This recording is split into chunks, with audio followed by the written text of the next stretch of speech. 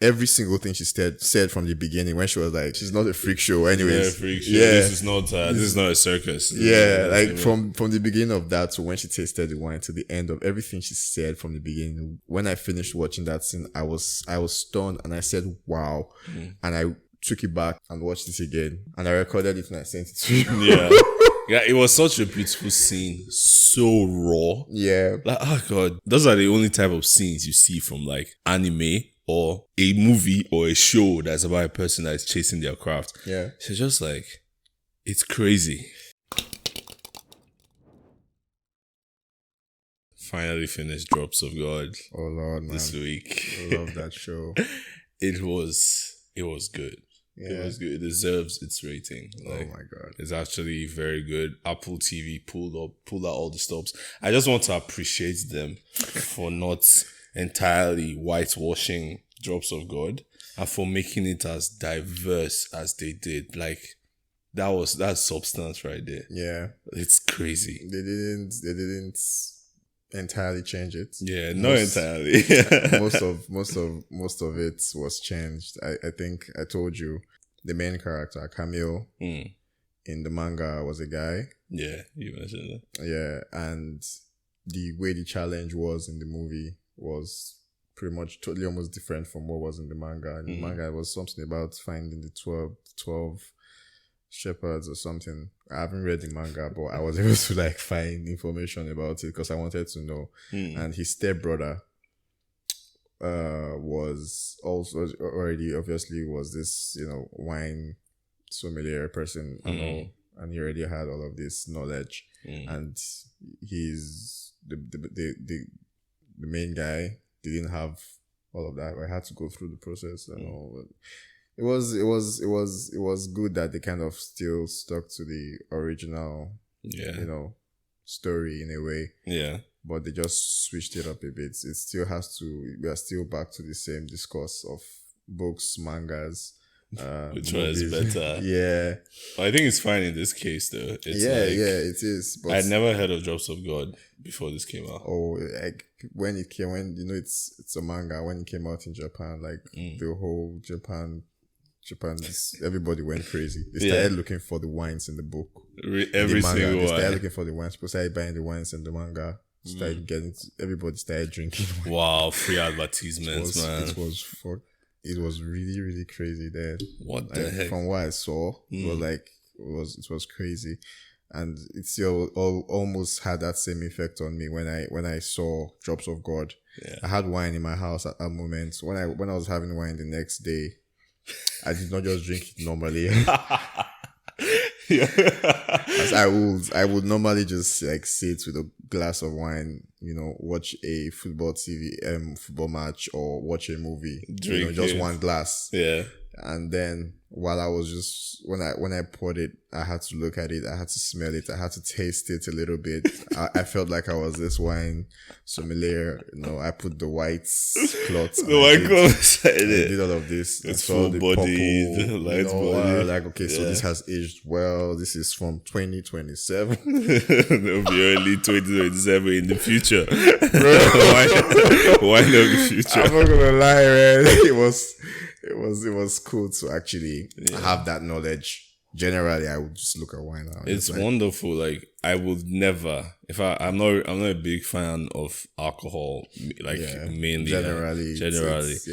But it's a good way to, I don't know, there's something about anime that introduces you to concepts you never would have thought about. And the way they do it, it's very neat. It's very neat. And Apple TV killed it.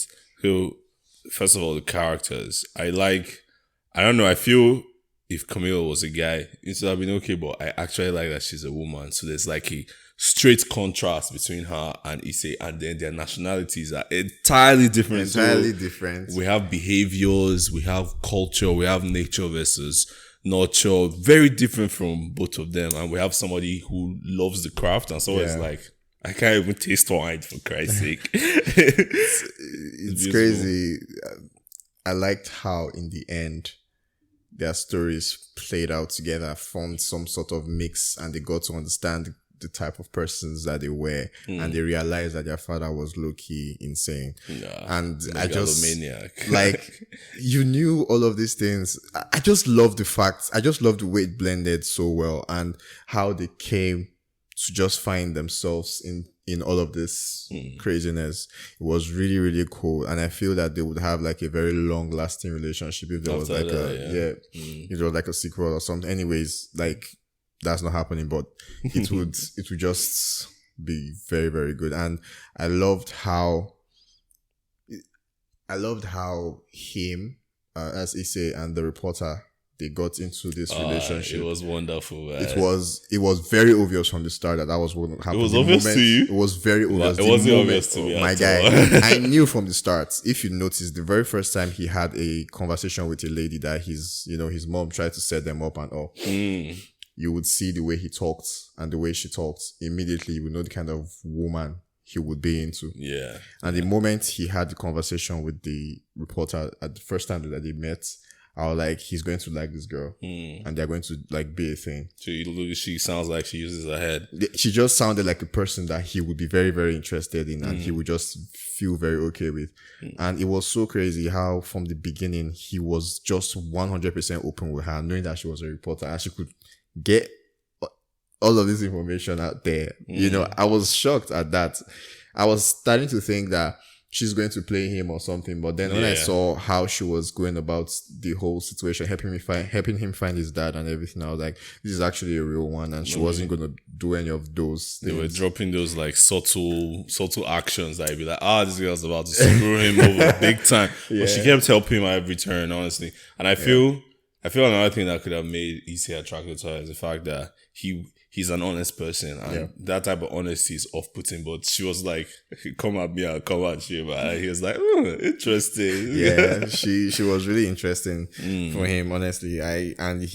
He somehow felt at ease and at peace with her, and very free and very comfortable. And I think that was what made it very easy for him to just talk and open up with her. And I was really, really shocked the way it was very easy for him to do that. I was really, really shocked. I was not expecting that. He looks like the kind of person that would bottle all stuff inside. I not really want to. That type of person. You get? I not really want to just, confront, or he just would observe from, a distance and just see what's going on and just act. He's so calm. He's freaking calm, man. Exactly. I love his demeanor. Every single thing. Cool, calm, collected. He's moving, and he's so stylish on top. Like, what's wrong with this dude? Him and his sister, like, they're serious contrast. Like, exact two sides of black and white. Two sides of a coin from the beginning of who they are as a person, to their talent, and to who he is as a person. And to him, it's not like a talent per se. It's him studying. He actually studied this thing. He actually knows this thing. He has taken time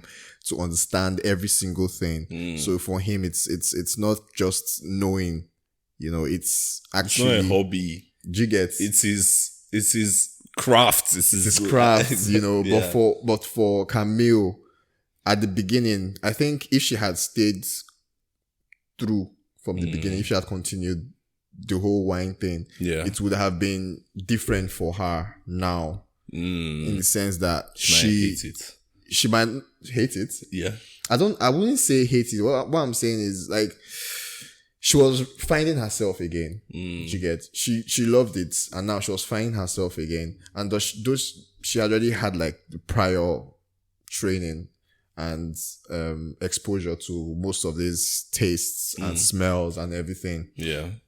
And now having to experience them again, trying to fight, race time and all of that to get to know those things. Like, it's actually like a talent for her. Yeah. But she has already been exposed to it. But this guy, he says, kind of different. He had to study these things, And wine, I think my best two scenes for me was when was it Alexander is his name? Her father's friend. No, her father's friend. No, that her father's name is Alexander. I've forgotten her father's friend. His name. Anyways, the Italian. Yeah, it was when he got her to taste this wine in front of the editor. Yeah. Of the book, and when when she tasted the wine, every single thing she said from the beginning, when she was like, she's not I forgot what she was saying. She was just like, yeah, she's not a freak show. Anyways, yeah, freak show. Yeah, this is not a circus. Yeah, like from the beginning of that to when she tasted the wine to the end of everything she said from the beginning.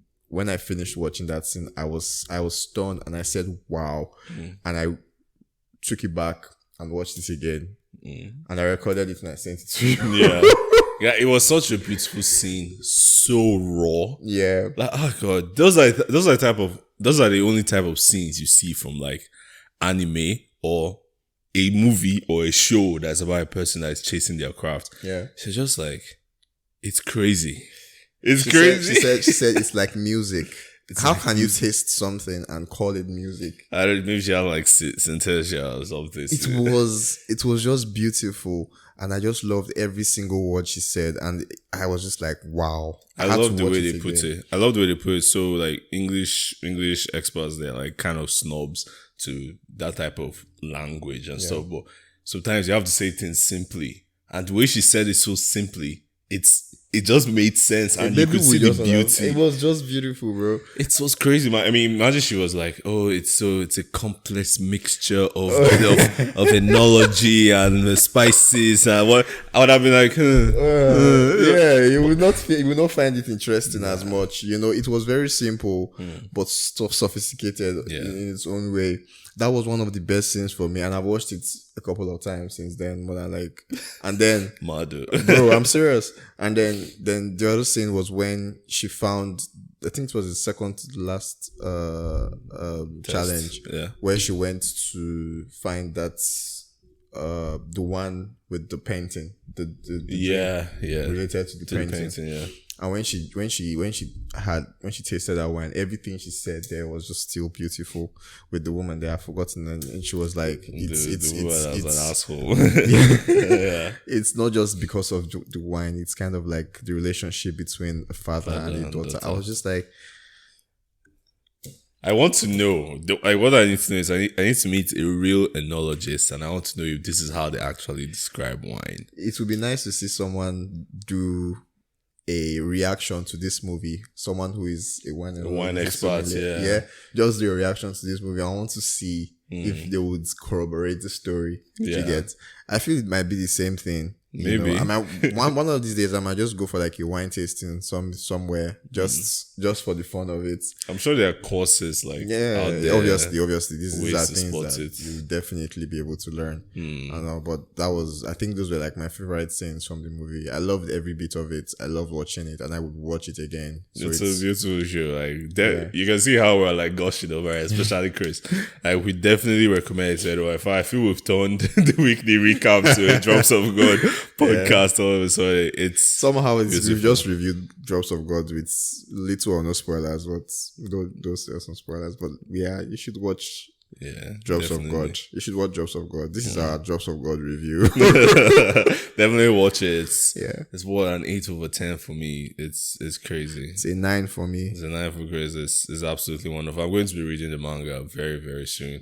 Trash Taste did, I think, 2 episodes. So they did like a normal episode where they were talking about how Drops of God got them into wine, and then they did an After Dark episode where they got freaking drunk tasting wine and trying to guess where it's from, all those type of things. And funny enough, they're actually good. So Gaunt's wife, she loves wine, and then Connor too. I don't know, he's very close to Issei, like in his head, but it's pretty nice. I'm going to watch this episode. I'm not gonna lie, I don't even know where wine is from. Any wine. I never take note of those things. I just read the bottle. It's like, oh, this one's from California. This one's from Chile. Now I'm going to be very, very cautious when I'm looking at those things. Like when I'm getting wine, I started this thing, I think 2 months ago or 3 months ago, where I just buy different types of wine just because I want to just, taste them. I just buy, every time I go, I just like buy groceries and stuff. I just get one bottle of wine just because I want to have a taste of that particular wine. I always change it up. I don't buy the same wine always. So right now I'm going to like actually take it much more seriously. Yeah. And whenever I buy it, I need to be very particular. I'm going to write the names of them. I'm going to know the names. I'm going to know the taste of how those particular ones. When I taste it somewhere else, I would know that this is wine I've had before and what it is. And maybe I would have like a favorite one. I don't know, but it's not like it's a big deal for me. I don't really take it too seriously, but I might just want to nice. try. It's kind of like, you know, picking up the guitar, wanting to learn a few chords. Which I've started doing. I bought a guitar recently. You didn't go to grab it again from London? I just bought one. My sister actually got it for me. So like she got the guitar for me. So I'm trying, like I've learned a couple of chords and a couple of music songs already, but it's still like, it's not as easy as it's mental. One day you come here and play some Ed Sheeran for us. Yeah, it's one of those chill things to just have on the side. Just like, you know, it's fun. It's fun playing it. Actually, when I played one song, I was like, wow, this is actually nice. And then, but I'm not really good. I'm still learning. Like, I mean, you just started. There's like no way. Tuesday, I got it on Tuesday, so I'm 0 novice, before novice. It probably was not a novice right now, Bro, but you exactly, get there. You get there. Let's see. Maybe if I'm actually good one of these days, I'll play one of them. Definitely, we'll do like, we finally get a theme song from Chris. Povcorn. If I get good. But yeah. So yeah, chill. It's wonderful. Chill movie. Watch drops of God. Like, there's other stuff I wanted to cover, but it's like, is there any point doing that?